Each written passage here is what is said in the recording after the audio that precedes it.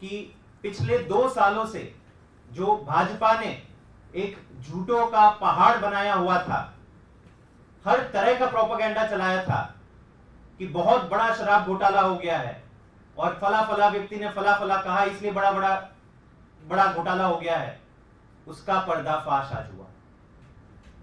मैं दावे के साथ कहता हूं कि दिल्ली का कथित शराब घोटाला इतिहास के पन्नों में दर्ज होगा कि कैसे एक इतनी शक्तिशाली पार्टी ने केंद्र सरकार के तमाम इंस्टीट्यूशंस, ईडी, सीबीआई, अपने तमाम सरकारी तंत्र को इस्तेमाल करते हुए एक छोटी सी पार्टी को क्रश करने की कैसे कोशिश की है।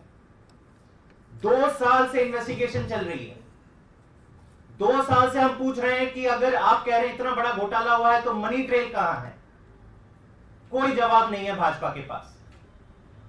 अब तक कहते आ रहे थे कि नहीं मनी ट्रेल मिलेगी, लेकिन हमारे पास पुख्ता गवाहों के बयान है। तो मतलब गवाहों के बयान के आधार पर यह पूरा केस खड़ा किया था। आतिशी जी और सौरभ जी ने बताया कि ये किस प्रकार के बयान इन गवाहों के द्वारा लिए गए, कैसे खुलेआम कानून का मजाक बनाया गया।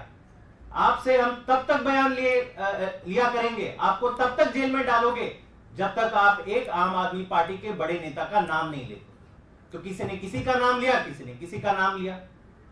कई विटनेसेस तो खुद कोर्ट में जाके बोल चुके हैं कि हमें डराया जा रहा है, हमको धमकाया जा रहा है, किसी के तो कान के पर्दे फट गए हैं, खून बहा है, हमारे परिवार को भी प्रेशर किया जा रहा है। ये सारी चीज विटनेसेस ने खुद कोर्ट के सामने रखी है। और यही सारी चीजों को ध्यान में रखकर आज का ऐतिहासिक निर्णय माननीय सुप्रीम कोर्ट ने लिया है। अब जब से ये निकल के आया है पिछले कई दिनों से, एक एक करके सारे बयान इनके जो फर्जी निकले हैं, तो इसका जवाब भाजपा के पास नहीं। हम हर दिन उनके नेताओं के बयान सुनते हैं। पहले कहते थे नहीं इतने हमारे पास सरकारी गवाहों के बयान है। पिछले कुछ दिनों से उनका रुख बदल गया है। जब आप उनको पूछते हो कि शरद रेड्डी का क्या मतलब है, उसके 55 करोड़ का क्या एक्सप्लेनेशन है, तो चुप हो जाते हैं पूरी तरह से भाजपाई।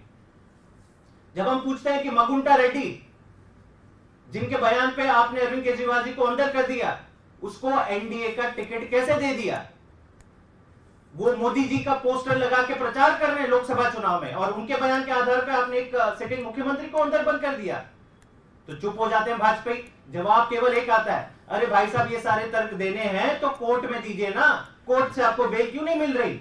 मतलब जवाब कुछ नहीं है उनके पास, केवल ये कहते हैं कि नहीं कोर्ट से बेल नहीं मिली मतलब आप लोग दोषी हो। आज जब ये सारी सुनवाई सुप्रीम कोर्ट में हुई और आज जो डिसीजन आया, मेरे ख्याल से आज भाजपा को, देश को जवाब देना चाहिए कि क्या मजाक बना दिया है आपने पूरे देश का, देश के कानूनी व्यवस्था का। पूरा का पूरा फर्जी केस आपने एक पार्टी के तमाम शीर्ष नेतृत्व को अंदर बंद कर दिया, उल्टा धमकी दे रहे हैं। आतिशी जी को धमकी आई है, सौरभ भारद्वाज जी को धमकी आई है, दुर्गेश पाठक, राघव चड्ढा कह रहे हैं कि अब दूसरी और तीसरी पंक्ति के नेताओं को भी जेल में डाल देंगे। गजब की तानाशाही है।